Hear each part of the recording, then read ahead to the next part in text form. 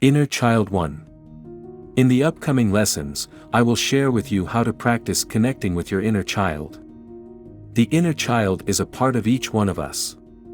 When we are able to connect with our own inner child, we can achieve self-fulfillment.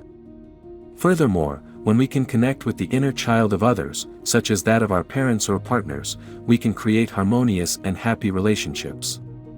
Therefore, this is a very important tool. What exactly is the inner child?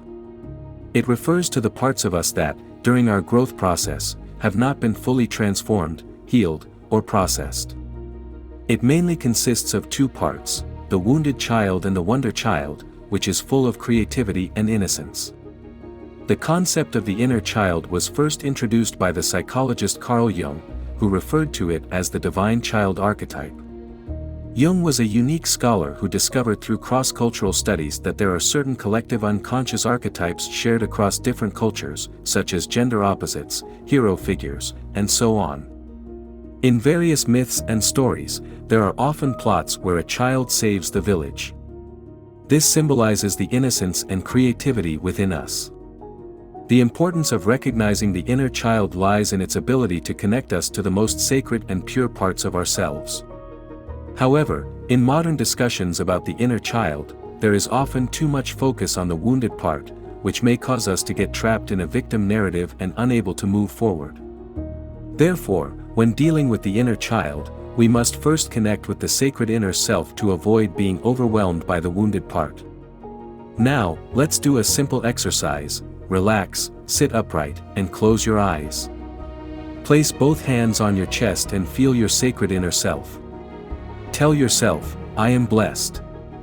I came into this world with a purpose. All my pain is an experience to help me grow. I am not my pain, and I am not my experiences. This basic exercise helps us establish a connection with our inner child, allowing us to heal and transform the wounded part from the perspective of the sacred inner self. The wisdom of life lies in transforming points of pain into points of light, using the sacred inner self to embrace and heal the wounded inner child. The essence of inner child practice is unconditional self-acceptance, connecting with the sacred inner self, and using it to transform and heal the wounded parts. This requires our determination, not just the desire to change, but a deep inner resolve. Let us do another simple meditation exercise. Relax, sit upright, close your eyes, and take a few deep breaths. Focus your attention on your heart and feel that you are blessed and loved. Tell yourself, I am safe. I am worthy of love. My life has value.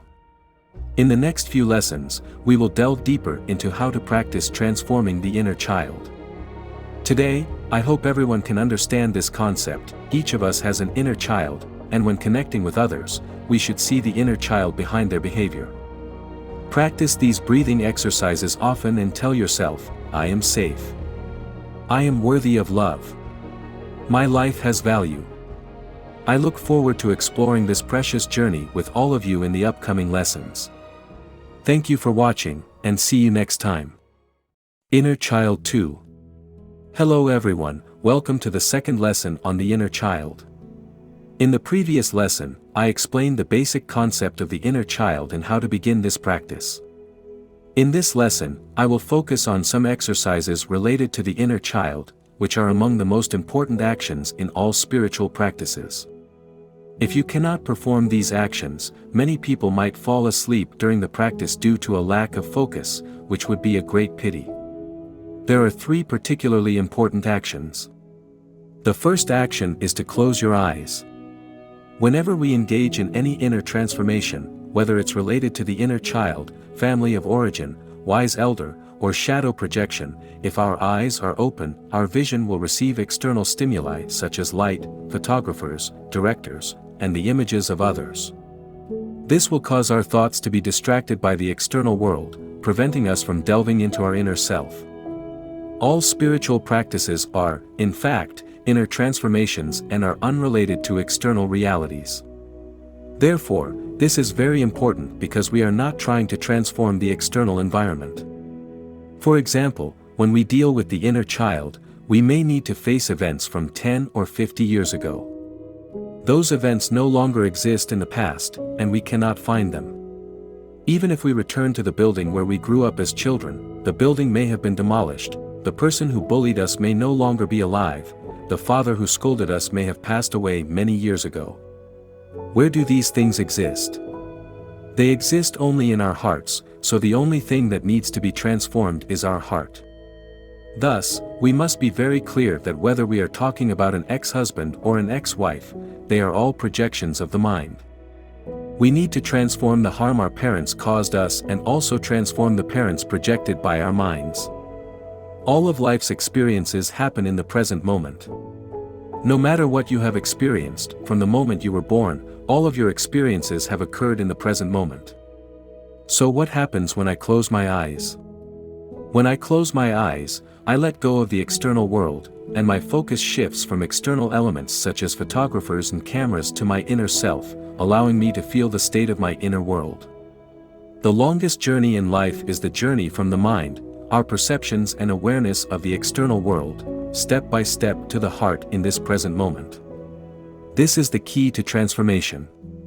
Therefore, develop a habit of quieting yourself when you are on a bus or waiting for someone. Even while eating, closing your eyes can enhance your sense of taste, touch, perception, and smell.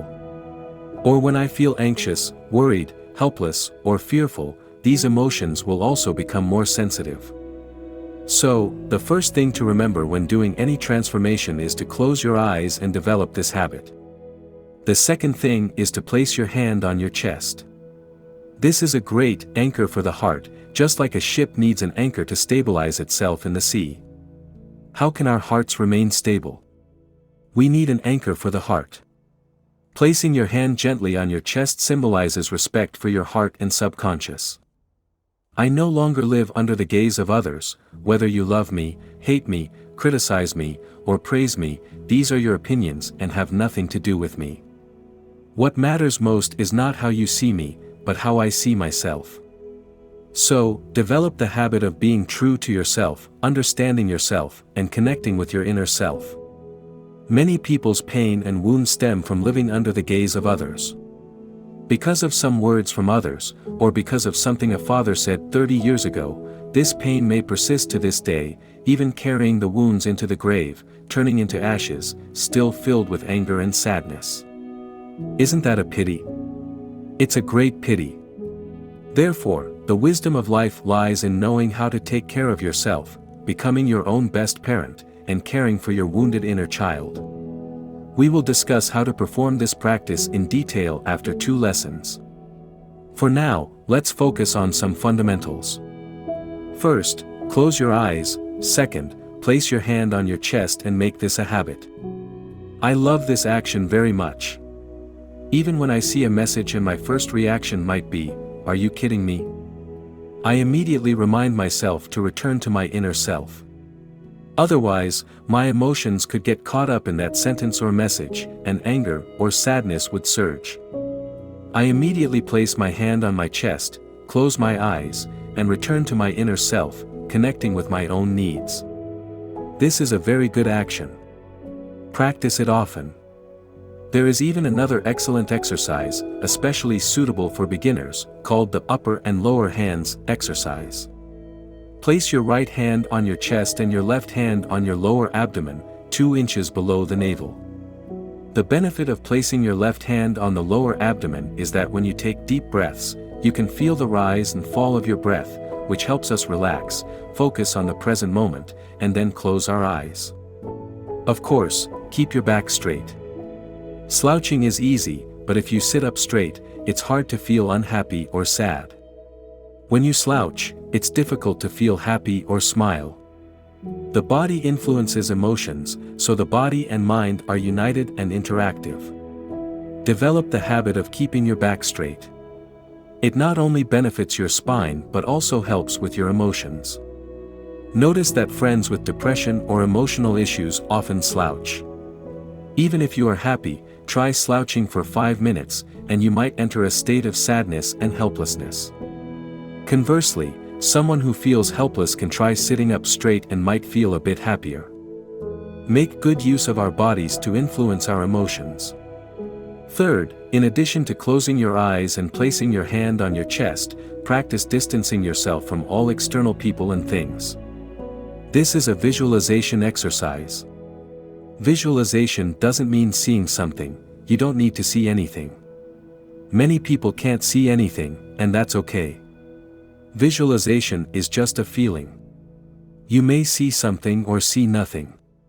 Some people see things very clearly, like watching a movie, while others see nothing, and that's fine. Sometimes I cry, but the feeling is very strong.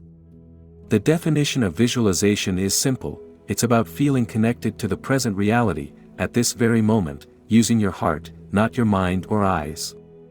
With open eyes, it's basically impossible to visualize.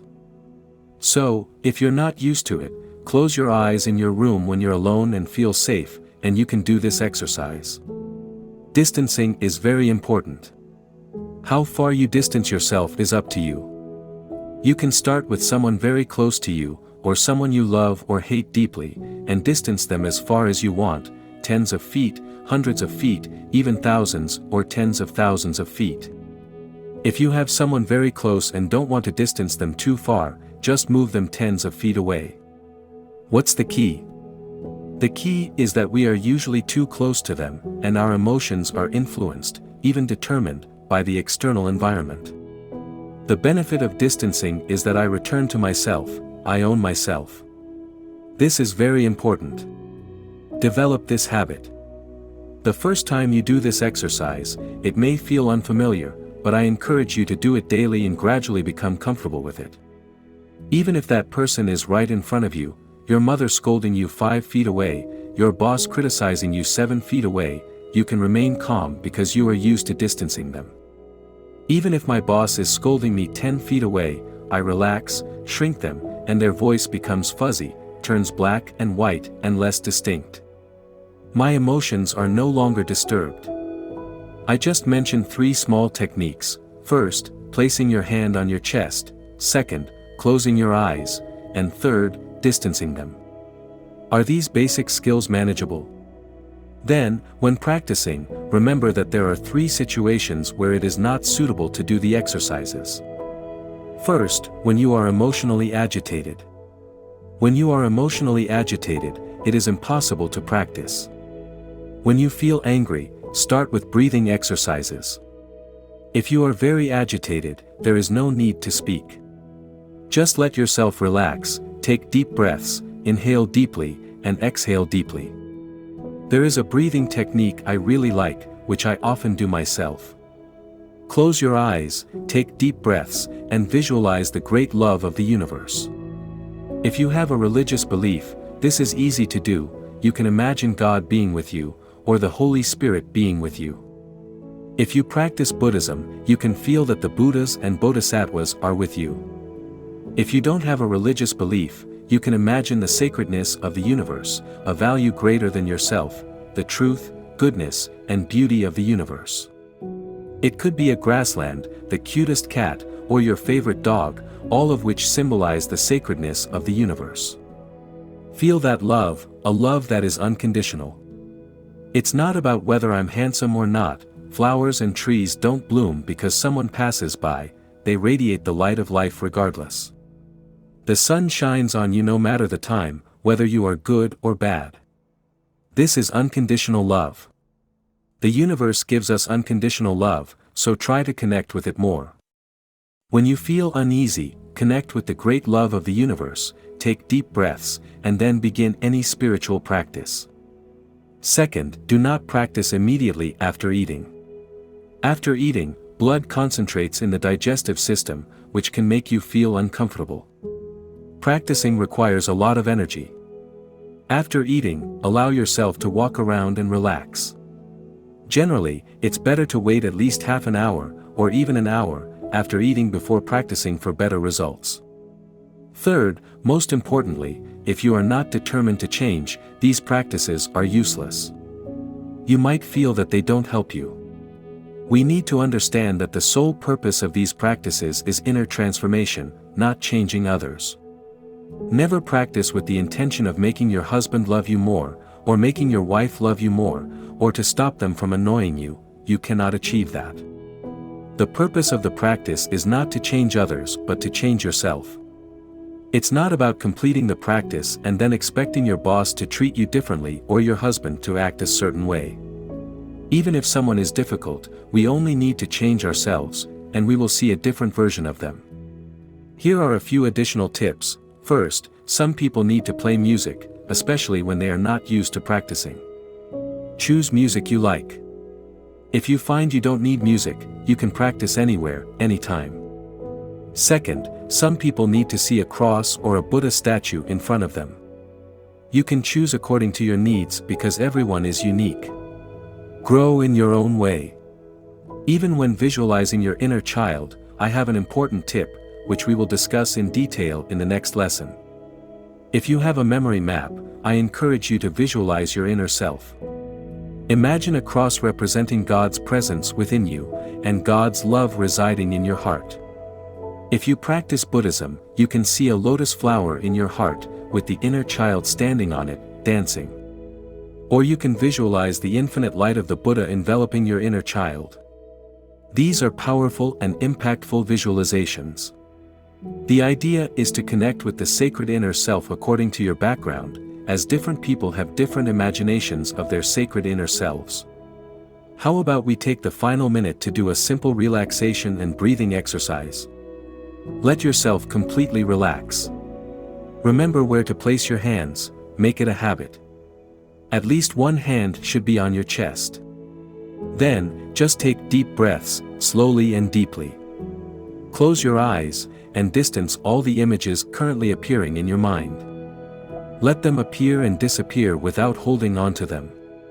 Remember the principle of mindfulness: do not criticize, label, or judge any feelings in the present moment. Allow them to appear, and continue to relax. Then connect to the most sacred part of your inner self. You can feel your inner child happily dancing, surrounded by divine light, infinite light, or a force of truth, goodness, and beauty greater than yourself, embracing and enveloping you. You feel deeply loved. Do you remember the 3 sentences I mentioned in the last lesson? I am safe. I am worthy of love. My life is valuable. This inner child practice is just some preparatory work. Inner Child 3.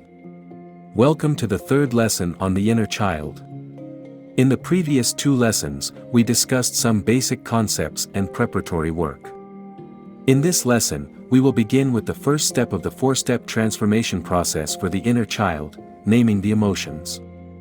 When practicing inner child exercises, it is crucial to remember that we are not trying to transform the event itself but rather our emotional reaction to it.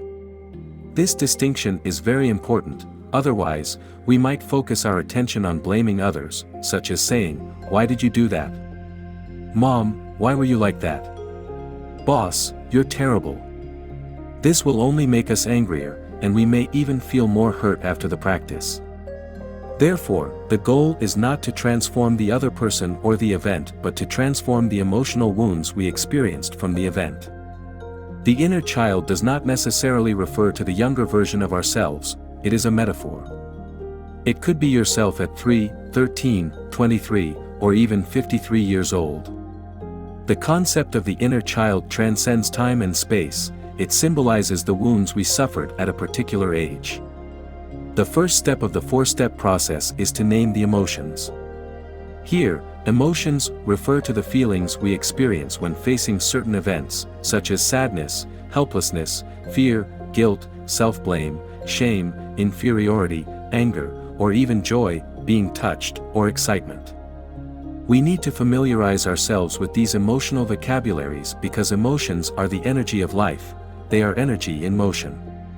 When reflecting on past experiences, relax, sit up straight, close your eyes, and distance yourself from the event.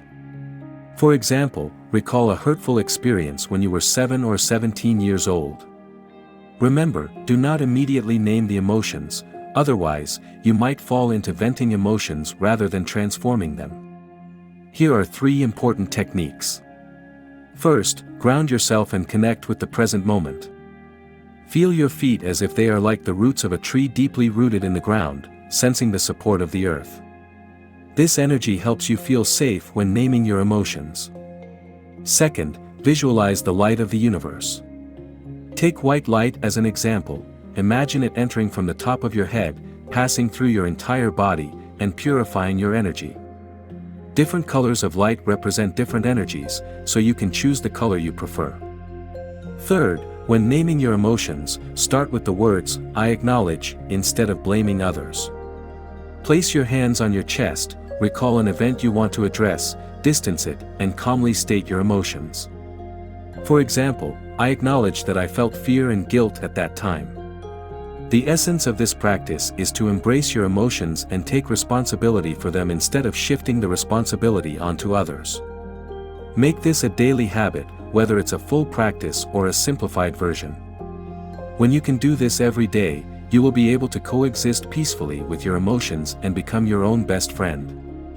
This concludes the first step of the four-step transformation process for the inner child, naming the emotions.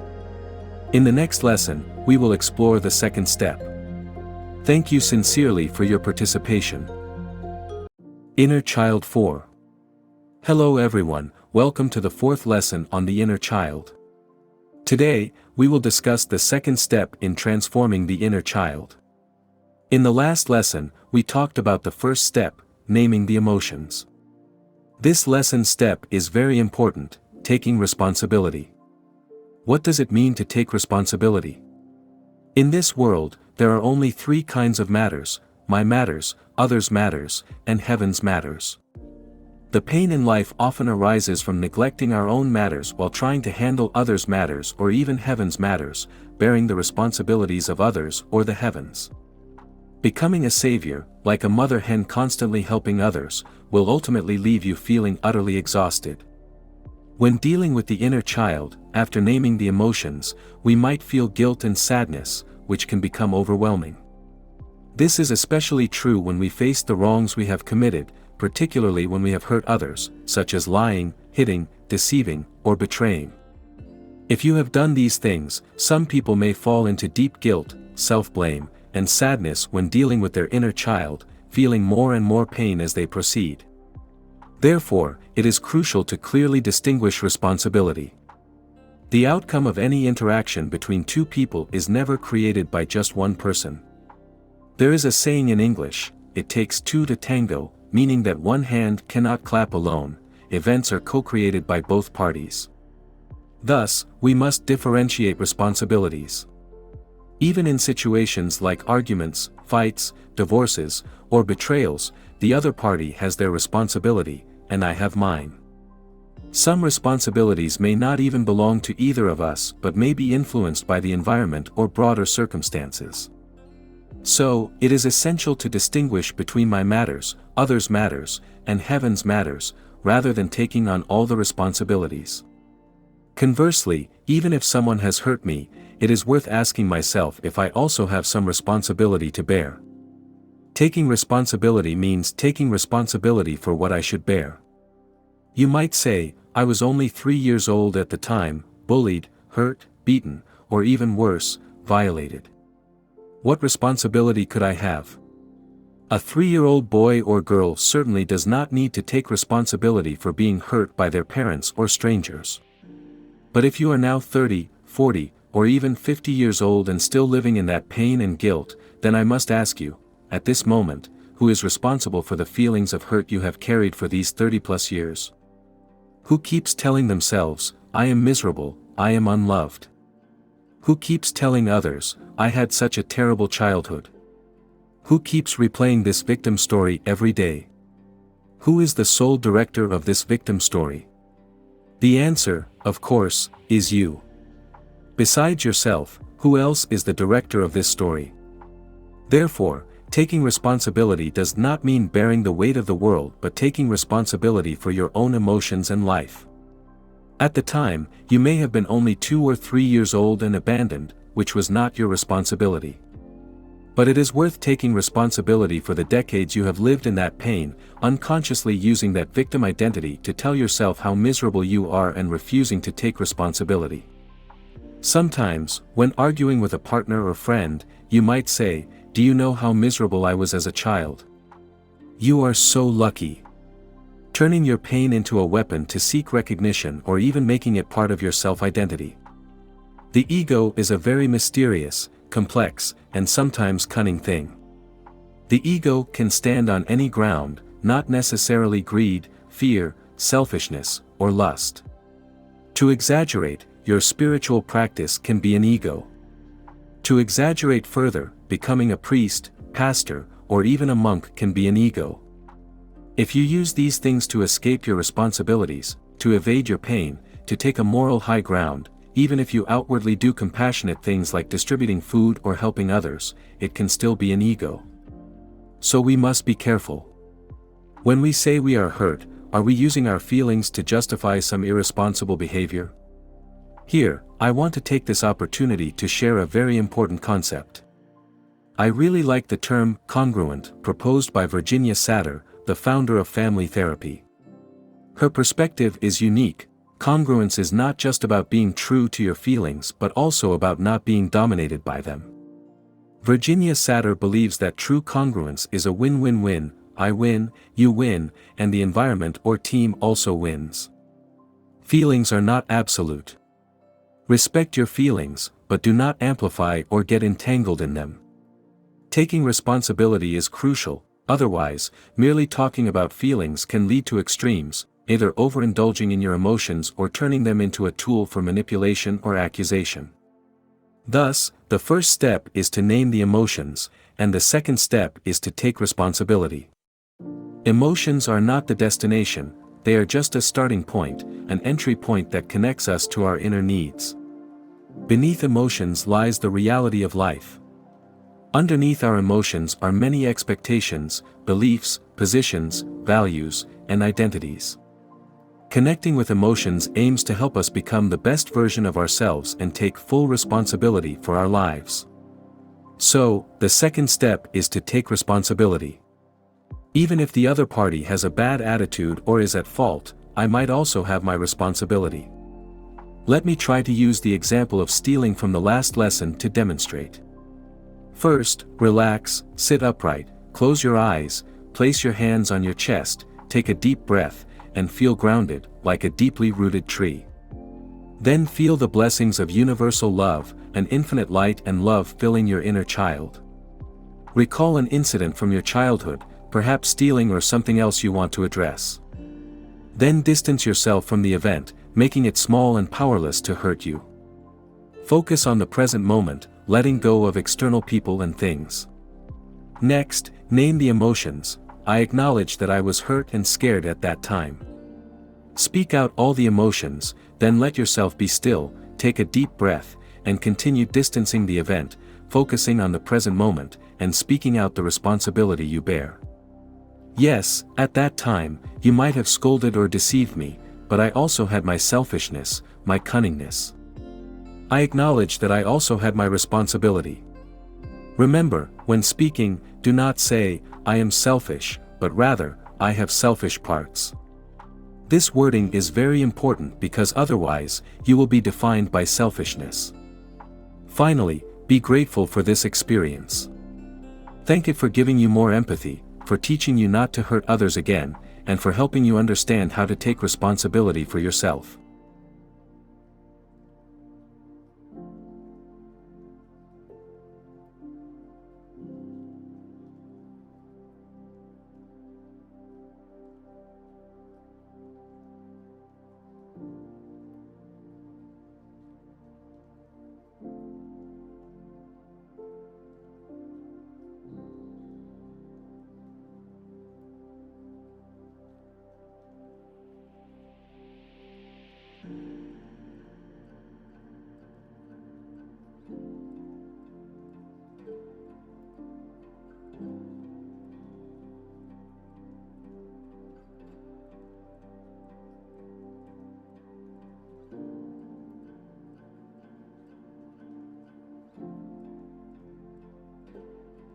Inner Child 5. Hello everyone, I'm delighted to welcome you to the 5th lesson in the Inner Child series. Today, we will discuss the third step, appreciating your own efforts.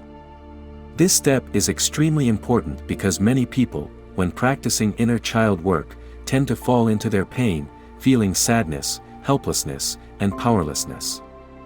They may even think of themselves as inadequate, abandoned, incapable of helping themselves, or as someone who has made mistakes or hurt others. Therefore, we must be particularly cautious to ensure safety, both for ourselves and others, during any spiritual practice. A safety net is crucial, especially for those who aspire to become life workers. Always remember the importance of safety. The third step is to appreciate your own efforts. Even if I didn't do well at the time or felt like I achieved nothing, I must learn to appreciate myself. So, how can we appreciate ourselves? Even if I stole something from someone or deceived someone, we can still appreciate the positive intention behind our actions. For instance, if you've been feeling guilty about past mistakes, appreciate your kindness, as this guilt stems from your conscience and recognition of wrongdoing. Even if you feel depressed or have been admitted to a psychiatric hospital, you are still worthy of appreciation because, despite such difficult circumstances, you didn't give up. Today, you are here participating in this course, which shows your love for life and your efforts. Appreciating yourself doesn't mean thinking you're amazing. It means recognizing that even in difficult times, you had positive intentions and hope to create value and give voice to your life through these experiences. Every situation is different, but appreciating yourself is part of taking full responsibility for your life. No matter what happens in the external environment, I have the ability to respond rather than merely react. Reacting is like playing table tennis. When the ball is hit, it bounces uncontrollably in a certain direction. Responding, on the other hand, involves consciously managing your emotions and taking responsibility for them. Now, let's do a meditation exercise to help you practically apply this step. First, relax, sit upright, close your eyes, place your hands on your chest, and take a deep breath. Feel the blessings of universal love. Recall a moment when you felt wronged or hurt, then distance yourself from that event, shrinking it down until it becomes as small as dust. Focus on the present moment. In this process, there are two principles for appreciating your efforts. First, start with what's easiest to appreciate, such as appreciating yourself for not giving up on life. Second, be specific in your appreciation. For example, appreciate yourself for not attacking the other person at the time or for seeking help proactively. When appreciating yourself, it's important to say it out loud because sound is a vibration and has significant healing power. When you say, "I love myself. I am worthy of love," your voice connects with every cell and pore in your body. Appreciating your efforts allows you to relax and feel the power of truly loving yourself.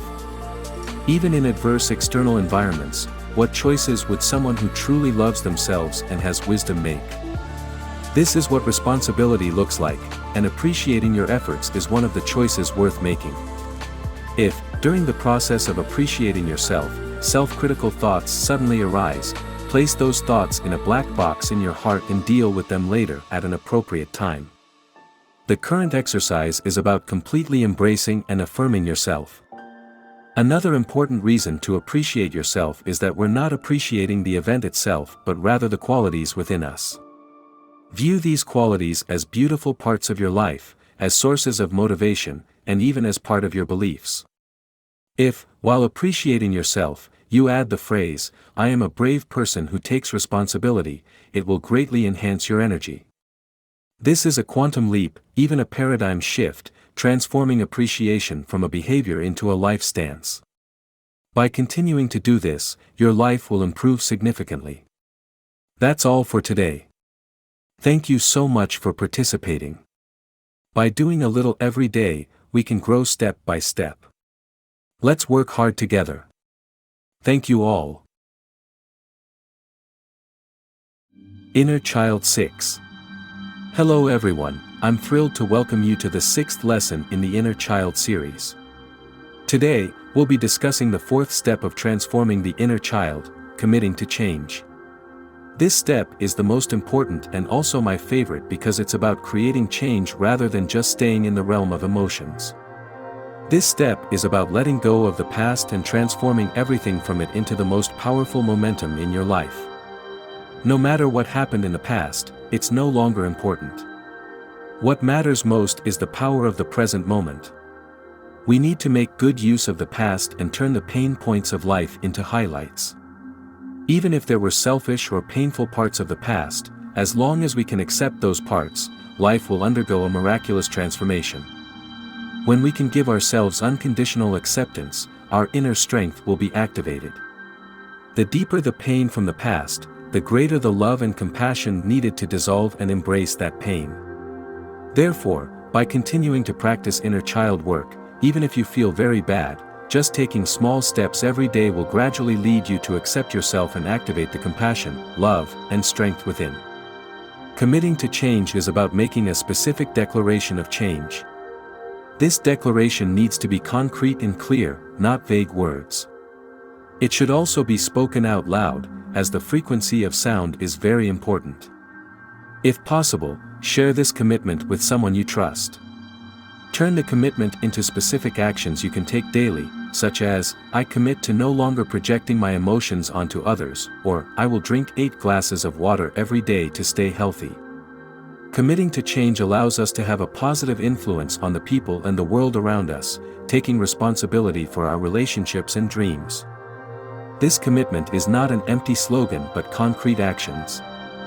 When making a commitment to change, try starting with, I am, rather than waiting for the change to happen before making the commitment.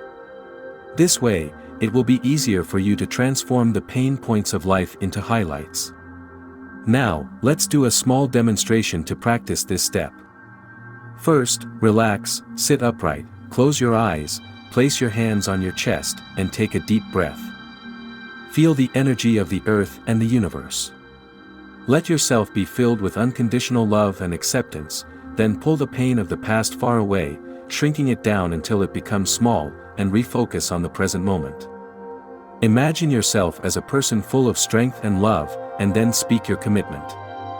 For example, I commit to no longer hurting others. I commit to respecting everyone's feelings. I commit to being filled with the universal love every day.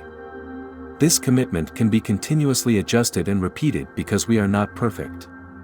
The commitment exists because we are determined to change and willing to become a better version of ourselves. Through this commitment, we elevate ourselves in the present moment and take steps to become the best version of who we are. Today, we've completed the 6th lesson and the final part of the 4th step. In the next lesson, we'll have a very important message to share with you all. I look forward to seeing you next time. Thank you, everyone. Inner Child 7. Hello everyone, today we have arrived at the 7th lesson in the Inner Child series. In the previous lessons, we discussed 4 steps: expressing emotions, taking responsibility, appreciating efforts, and committing to change.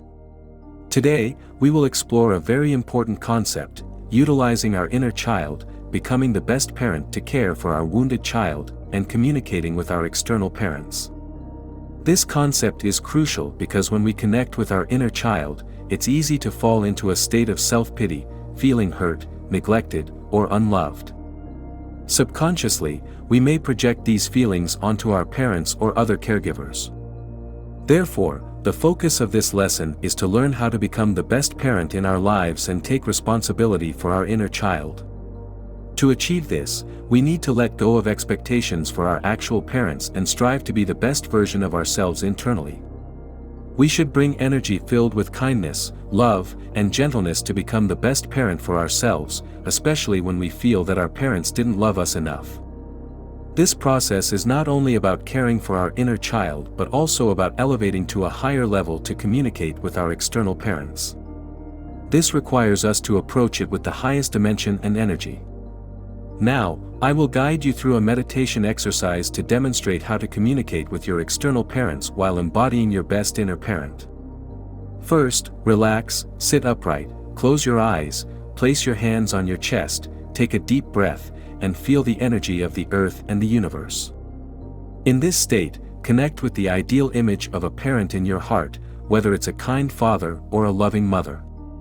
Then, Bring this energy to your inner child and engage in a heartfelt conversation with your real parents. For example, you can say to your parents, "Dad, Mom, I'm sorry that when I was young, I used to resent you. Today, I've grown up and am taking responsibility for my own needs, learning to be the best parent to care for myself. I'm grateful for everything you've done. Thank you for your love." This exercise not only helps us reconcile with our parents but also allows us to connect with our ancestors and the energy of the earth. Through this connection, we can feel support and blessings and forgive both our past selves and our parents. During this process, we must remember 4 important steps: express love, express gratitude, apologize, and say goodbye. These steps help us convey love, appreciation, apologies, and blessings, achieving true reconciliation. The exercise in this lesson is an upgraded version of inner child healing, enabling us not only to care for ourselves but also to connect with the external world. This is an ongoing process that requires daily practice, taking small steps each day. Thank you all for participating. I look forward to continuing to grow and explore with you in future lessons. See you next time. Inner Child 8. Hello everyone, welcome to the final lesson of the Inner Child series. Over the past 7 lessons, we have learned how to heal and transform ourselves through various steps. Today, we will take it a step further by learning how to become the best parent for ourselves and write our own life story. The focus of this lesson is to learn how to write your life story. This is not just about recording events but about viewing your past with gratitude, appreciation, and blessings. This exercise helps us shift from a victim mindset to becoming the creator of our own destiny. Before starting, set aside an hour to fully immerse yourself in this exercise. Choose a quiet and comfortable environment, turn off your phone, and make sure you won't be disturbed. You can choose to write your story or close your eyes and narrate it aloud. During this process, bring compassionate and loving energy, starting from your earliest memory in childhood and gradually reviewing each significant event. The key is to view these experiences with an attitude of appreciation and acceptance. Whether they were successes or failures, they are all part of your growth. For example, if you recall a moment from your childhood when you cried, don't judge yourself. Instead, appreciate yourself at that time because it was a way for you to express your emotions. Be grateful for your courage and sincerity, as these are precious qualities you possess. The purpose of this exercise is to redefine the value of your life and find your life's position and theme song. We have the ability to give new meaning to our lives and create a happy future. Finally, when you complete this exercise, you can end it with some affirmations, such as, "I am a person worthy of love. I am a responsible person." These affirmations will help you feel inner peace and strength. This practice does not have a fixed frequency or time limit. Everyone can do it according to their own needs. The important thing is that through this process, you can give new meaning and value to your life. Thank you all for participating in these 8 lessons. I hope these lessons have a positive impact on your life, helping you become the best version of yourself and benefiting both yourself and others. I look forward to meeting you again in future interactive courses. Sincere thanks to everyone.